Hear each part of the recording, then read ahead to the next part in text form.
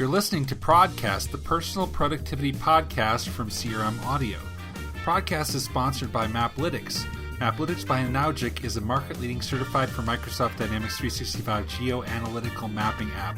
Maplytics empowers users with powerful map visualization and routing capabilities within Dynamics 365 to drive better sales, improve business processes, and engage right customers at the right time. Analogic is a leading Microsoft Gold Dynamics CRM ISV, delivering best-in-class Dynamics 365 solutions, as well as cost-effective and high-quality program services. CRM Summit Conference. Maybe once. It was last week. Maybe once or twice. Maybe even have shared the stage with you in a couple of sessions. Yes, that was a good. Those were good times. So, well, we're safely back from Nashville. So we were talking. I don't know if it was last week or when, but we've talked about your journaling habit. Mm-hmm. And that intrigues me. I don't journal.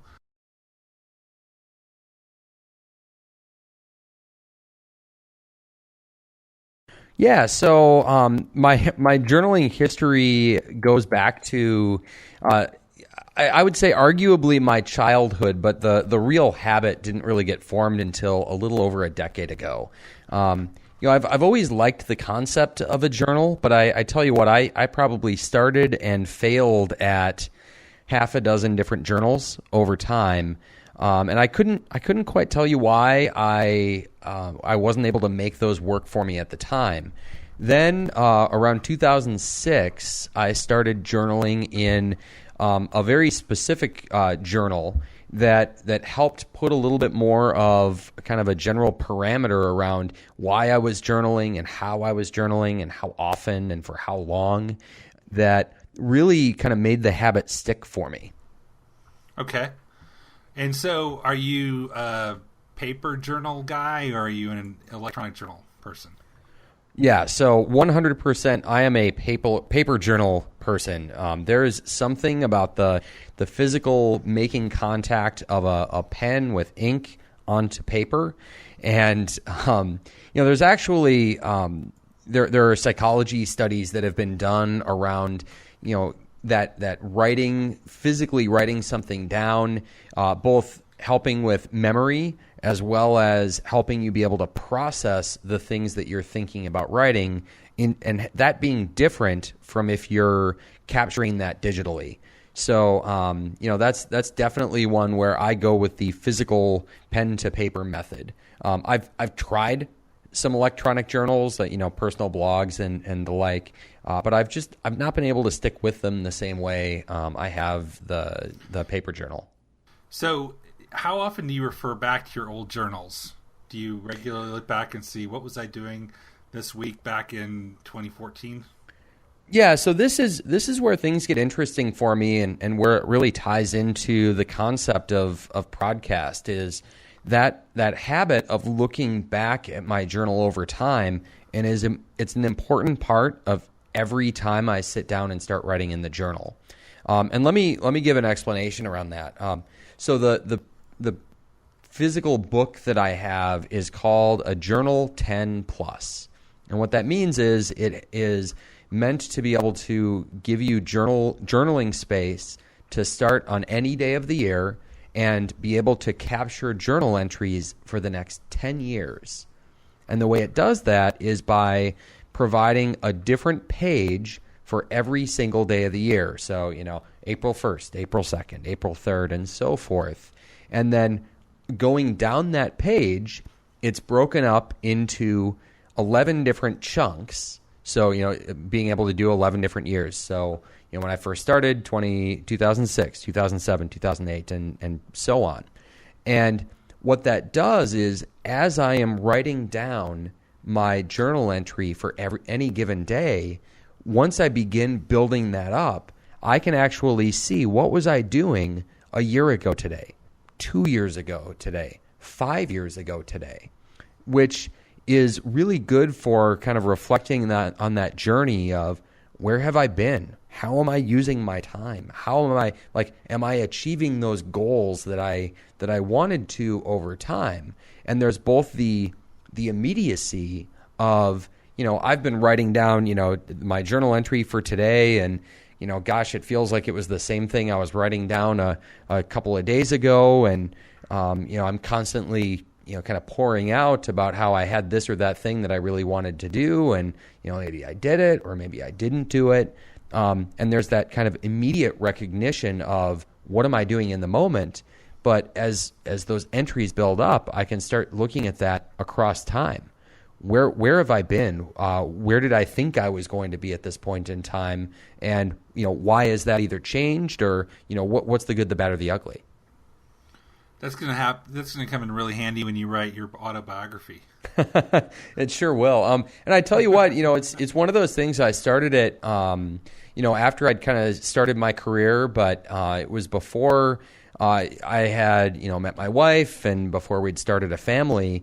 And at this point, it's kind of expanded to include not just the me side of what am I doing, but what is going on in my larger family, and what are some of those cool milestones along the way that I'm capturing there as well. So, do you have a certain time of day that you fill out your journal for the day, at night, or when do you do it?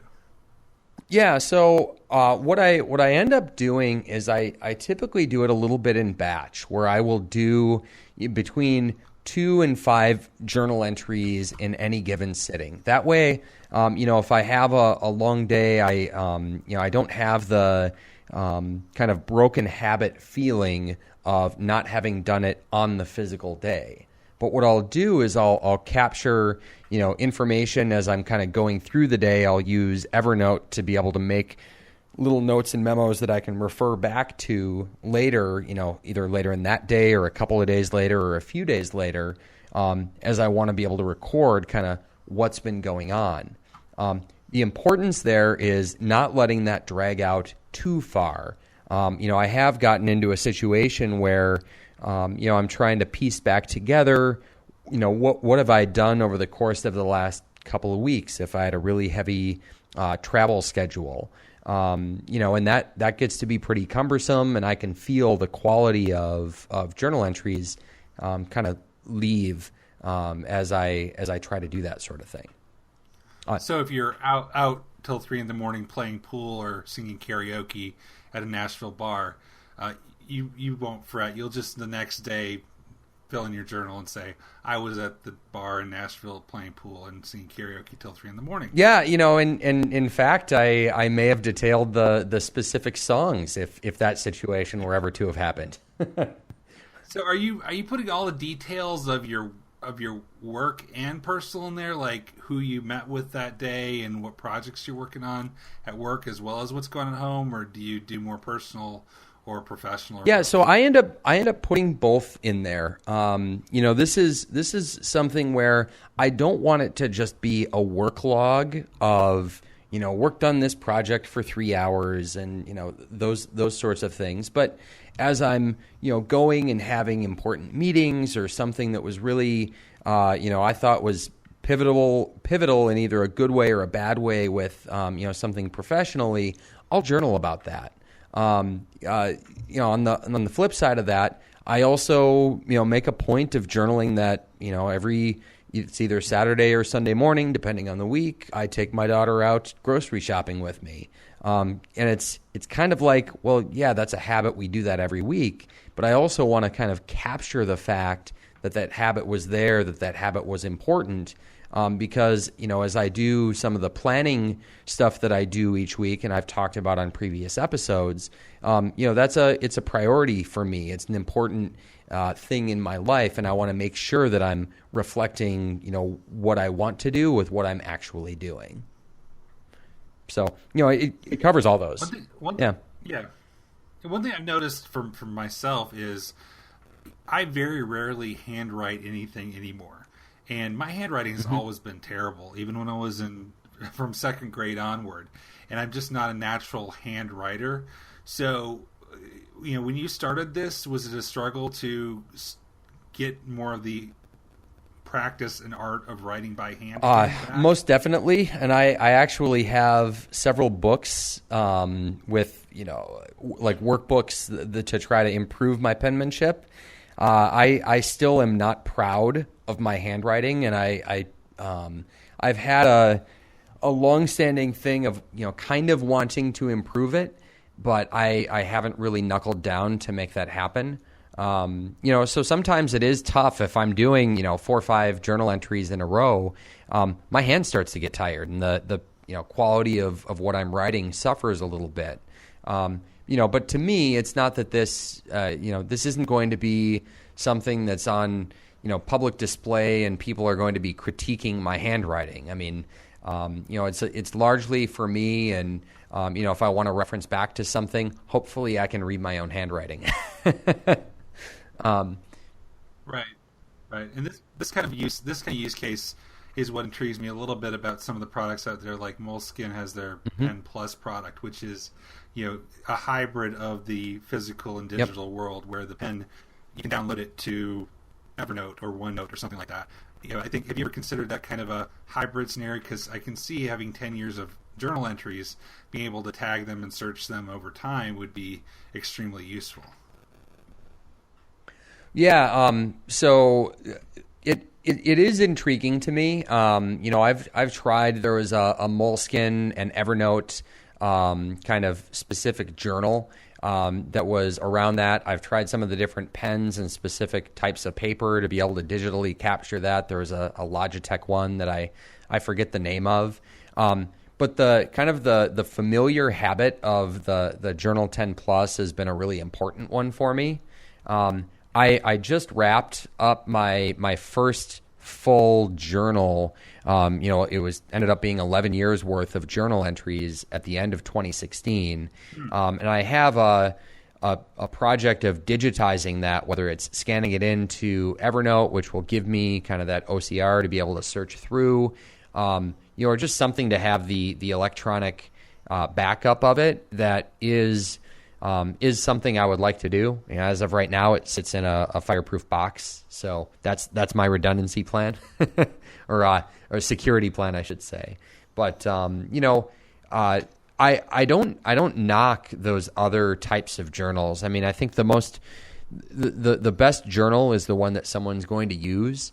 I'm a huge fan of the Moleskine products. There's artist journals. There's field guide notebooks. There's journals with writing prompts in them. There's a, Tim Ferriss 5-minute journal. There's a My Mortified Life one where it, kind of prompts you to think back on what you did when you were younger and where you're at right now. So some of those kind of things, and, they're all around trying to get you to, take that time to put the pen to paper, put the digital ink to digital paper.